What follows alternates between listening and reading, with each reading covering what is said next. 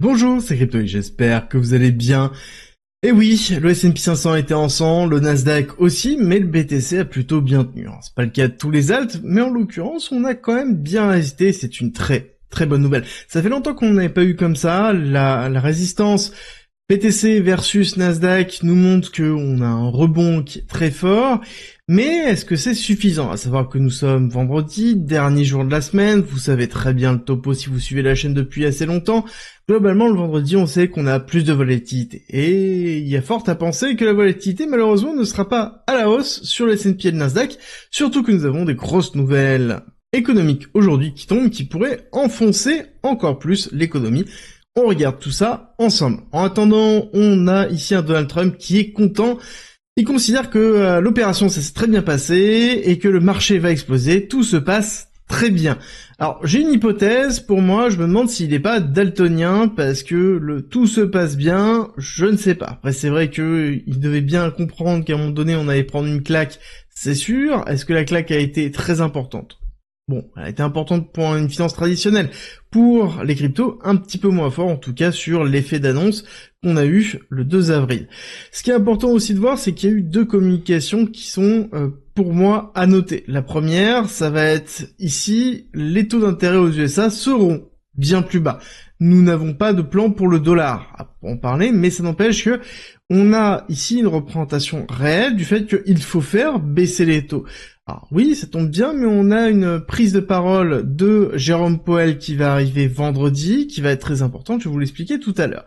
Autre chose, on commence à avoir des réactions, forcément de l'Union Européenne, et forcément aussi de la France, qui nous dit tout simplement, enfin qui propose aux sociétés de ne pas investir aux États-Unis. Et que oui, il y aura une réponse plus massive. Alors le souci, c'est que, comme le dit Donald Trump, tout simplement ici, voilà, très relax, hein, il explique qu'il impose des tarifs, ça lui donne plus de force, qu'une majeure partie des gens ne pourront pas répondre, et ça c'est une réalité, mais par contre, tout est négociable. Si par exemple la Chine, hein, je veux dire c'est une question de journaliste, qui est est-ce que les tarifs sont négociables, là-dessus il prend l'exemple de la Chine. D'accord, il dit pas oui, il prend l'exemple de la Chine. Donc déjà, c'est notable. Il dit, voilà, s'il nous donne TikTok, bon, y a pas de problème, nous, on retire, en tout cas, on diminue les tarifs. Alors, on retire pas, mais on diminue les tarifs, c'est exactement ce qu'il a dit. Donc, on a en effet un point de négociation, on a des tarifs qui sont très élevés exprès pour avoir de la négociation, et par contre, est-ce qu'on va dire que ça va être retiré? Non, je ne pense pas. Bon, est-ce qu'on peut considérer qu'on est en récession sur la macroéconomie? Personnellement, je ne pense pas non plus. Quand on regarde en fait ici cette représentation qui est l'évolution du S&P 500 par rapport à la MA 200, donc c'est-à-dire sur la moyenne mobile de 200 jours, on voit qu'on est retourné à peu près dans le zéro, un petit peu en dessous. Et on est à moins 14 sur le Nasdaq notamment, donc on est un petit peu plus bas. Il faut être à moins 10 pour une correction, moins 20 pour être considéré comme un bear market. Quand on regarde les différentes zones où on a eu déjà des bear markets, on voit que ça se passe quand même très vite, hein, de base, à part certaines, forcément, la bulle.com qui se trouve ici, mais on est quand même, encore une fois, très loin. Donc, ici, qu'est-ce qui est en train de se passer sur le Nasdaq? Le Nasdaq, on a pris une claque, hein, encore une fois, grosse bougie rouge, on est allé retester la zone dont on avait parlé justement hier, même ça fait plusieurs jours qu'on l'aborde, ici avec pas mal de liquidités qui se trouvaient là. Ce qui est intéressant, c'est qu'on n'est pas allé chercher les liquidités sur le Nasdaq. Par contre, la réalité, c'est qu'on est allé la chercher sur le S&P 500. Le S&P 500, on est allé chercher la liquidité ici. Alors, pour que ce soit plus visible, je vais vous mettre, hop, le petit trait. Vous voyez bien, on est allé chercher pile poil la liquidité qui se trouve ici. Et cette liquidité, une fois prise, réaction. Est-ce que c'est suffisant? Je ne pense pas. Je pense qu'on va aller chercher un petit peu plus bas.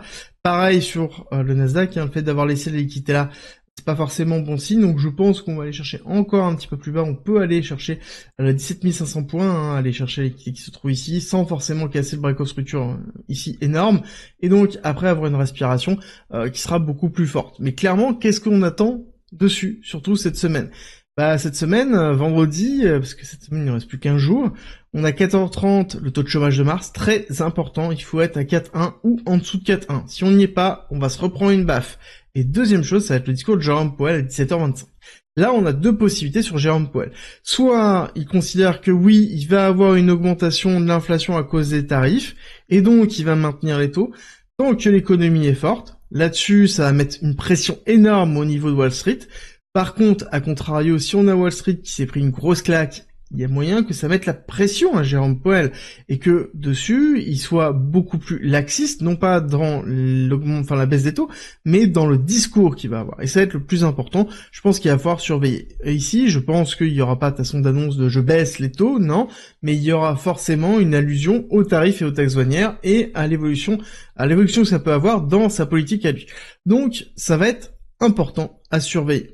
Mais avant d'aller plus loin en crypto, je vous rappelle que j'organise une masterclass dimanche matin. Pour vous inscrire, c'est simple, c'est dans la communauté privée gratuite.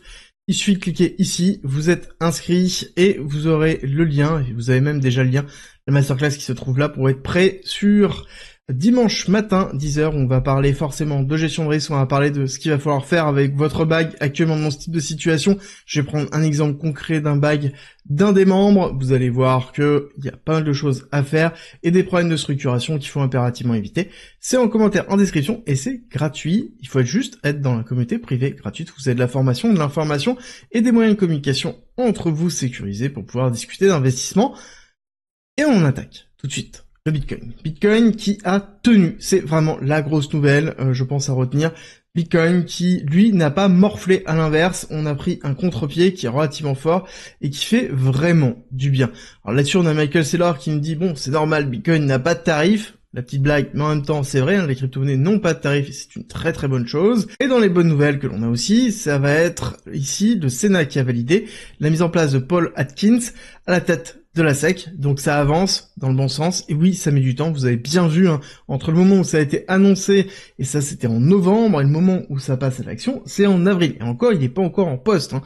Le temps qu'il arrive, le temps qu'il mette les pieds dans le building, etc., ça va mettre du temps, donc on prend impérativement conscience qu'il y a des écarts entre les effets d'annonce et la mise en place des actions concrètes comme celle-ci. Parce que je rappelle que c'est un pro-crypto et qui va certainement aider beaucoup à la réglementation.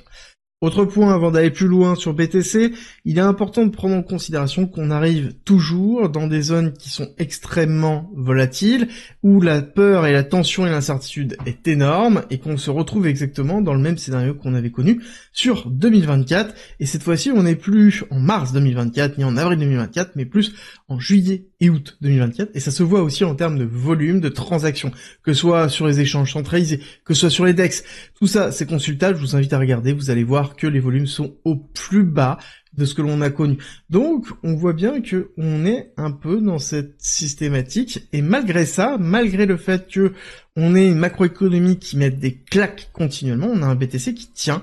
Et oui, parce que vraiment, là, la comparaison, si jamais vous avez oublié le graphe que je vous ai montré tout à l'heure, voilà, ça c'est la bougie du Nasdaq. Normalement, on aurait dû prendre 2 fois cette bougie-là, parce qu'on a toujours une corrélation qui est relativement forte. Non, nous on a été inversé. Qu'est-ce qui s'est passé? Quand on regarde BTC sur NAS100, on voit qu'on continue à pousser très fort. Donc on est en surperformance par rapport au Nasdaq, ce qui est positif. Maintenant, ça ne veut pas dire qu'on va l'être continuellement. Il va falloir être résilient dans la chute. C'est ce qui permet de tenir des niveaux clés qu'on va analyser dans quelques instants. Mais malheureusement, c'est pas le cas sur toutes les cryptos, c'est le cas sur BTC, mais quand on regarde ici Others, qui reprend l'ensemble des cryptos en dehors du top 10, donc globalement tout sauf le top 10, et on voit que c'est pas du tout la même chose, hein. On voit qu'on n'a pas de surperformance, on voit qu'on se prend une claque aussi pareil, exactement de la même façon. On a ici de la liquidité qui se drive majoritairement sur BTC, avec la dominance qui continue à monter toujours au-dessus de 62%, et qui fait relativement mal au marché. Mais court terme, ce qui est intéressant de voir au niveau de BTC, c'est que on tient toujours des niveaux clés. On n'a pas cassé, on n'est pas allé chercher les liquidités qui se trouvaient au niveau des 81 200. On tient le niveau bas, on tient le niveau haut, et donc on consolide la liquidité là. Donc on a bien ici une zone de compression de liquidité. La compression de liquidité se fait ici et ici. Généralement, c'est symptomatique d'un retour de volatilité dans pas longtemps. Il va falloir vraiment être prêt. Je pense qu'on va avoir à un moment donné une de ces bougies. On n'est pas prêt. Il est fort probable d'ailleurs qu'on ait une porte de saloon, c'est-à-dire un mouvement très fort dans un sens, puis très fort dans l'autre sens, puis on revient sur une zone neutrale. C'est une porte saloon, on va liquider tout le monde et ensuite on repart. Pourquoi je vous dis ça? Parce que quand on regarde un petit peu les clusters de liquidation que l'on peut retrouver, quand on voit au-dessus de 88 000, on voit bien le renforcement qui se fait. Le renforcement est énorme. Ici, on voit bien que depuis qu'on a fait ici sur le 2 avril, on a un renforcement des liquidités qui se trouve là. Pareil, à partir du moment où on est allé chercher juste la petite zone, on a eu une grosse zone de liquidité qui s'est recréée là. On voit bien qu'on reconstruit des liquidités dans toutes ces parties-là. On voit bien la différence en fait de couleur, et pour aider peut-être un peu voir, je vais augmenter le decay, donc qui est un paramètre qui permet de diminuer en fait l'importance des liquidités antérieures dans le graphique, et vous allez voir que on voit bien les nouvelles liquidités qui apparaissent. Les nouvelles liquidités qui apparaissent petit à petit, on les voit bien ici. Alors je vais peut-être rajouter là un petit peu plus, histoire que c'est un peu plus propre. Ça met toujours un petit peu de temps, le temps de se faire, voilà. Et on voit bien que là, sur le mouvement baissier, on a bien recréé des liquidités. Pareil, sur le mouvement, sur le top qui a été ici, on a recréé des liquidités ici et ici. Donc on est exactement pareil. Voilà, je zoome un peu, là, ici. Tout ça, ça a été créé sur le mouvement baissier. Donc, on crée bien de la liquidité, on crée bien ici des positions, malgré le fait qu'on ait somme toute assez peu de volume, ce qui est plutôt positif sur le court moyen terme, parce que ça veut dire qu'on n'a pas de surexposition. C'est pour ça que ici BTC ne crache pas aussi, qu'on est résilient, parce qu'il n'y a pas de volume non plus, avec énormément d'open interest qui est en longue pour pouvoir justement donner une incentive à les liquider. Pareil sur du short, on maintient en fait ici une position neutre de ce côté-là. Donc on a toujours cette incertitude, on est en train de zoner, on est en train de consolider. Ça, c'est positif sur BTC. La résilience de BTC à la chute du Nasdaq, c'est positif tant qu'on arrive à le tenir. Et ce qu'il va falloir voir, c'est lorsque Nasdaq va repartir, parce que il va repartir, et même je pense qu'il repartira fort et reprendra beaucoup de personnes à contre-pied. Bah, est-ce que nous, on arrivera à suivre ou pas? Ça, c'est la grande question que vous devez vous poser.